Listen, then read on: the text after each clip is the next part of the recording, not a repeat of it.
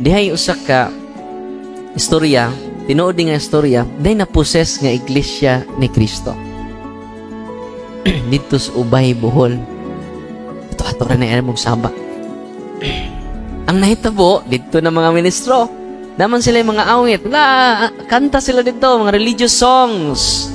Ningon man ang naposes, ganahan ko aron. Sige mo dayon mo, ganahan ko sa inyong mga kanta, no? I like it. Unya, wa man jud ka pagawas ang mga ministro. Sa mao nga naposes nga iglesia ni Kristo, na may mananabtan dito minatay. Lula, ang mananabtag minatay ba?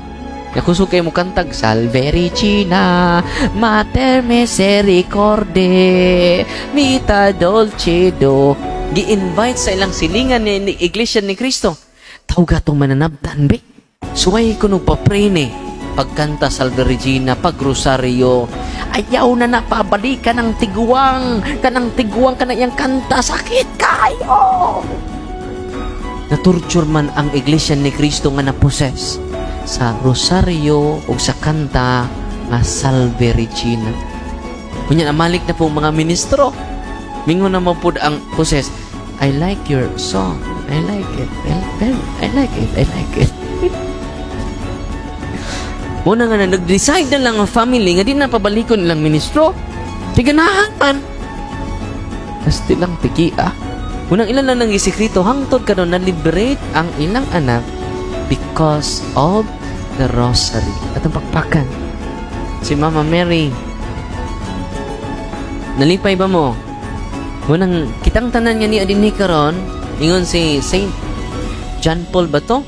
Di 23rd. Kung doon nalay 1 million magrosaryo tibok kalibutan, ma-convert ang tibok kalibutan. Kada adlaw. Yan karon mga tanan ko nyo. Kinsa may magtigrosaryo kada adlaw? Kinsa ba? Gamay ra kaayo. Mga lula na jud, no? Gamay ra jud kay no? Una karon ako mong pahimangnuan, powerful kay padunggon ta mo kay nagduda man muna ko. Usa ka altar boy, akong altar boy sa Valencia. Walking possess. Unang di ko mag-deliver sa senyoron. Hoy, daghang mang-react. Hoy. Una yun, Father, i-healing ko. Go to your priest. Ako mong padunggon ha. Sa yawa. Yawa mismo. Ready na mo? Hoy. Ready na mo? Ready na mo dagan? Hoy, ay mong kadlos yawa. Kay mga yawa, talawan kay dako. Abi ninyo, ang mga demonyo, talawan kay dako. Labi na si Lucifer. Jesus Christ, the Son of God, was born for you and me. He came to bring the good news, from sin to set us free. The blind, the deaf, the lame, the poor, His power meant to see. He gave His life upon the cross, eternal life the key.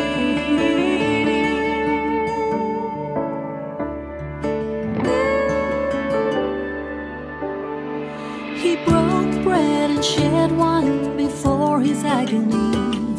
We share the body and the blood in His memory. To make His message known is our responsibility.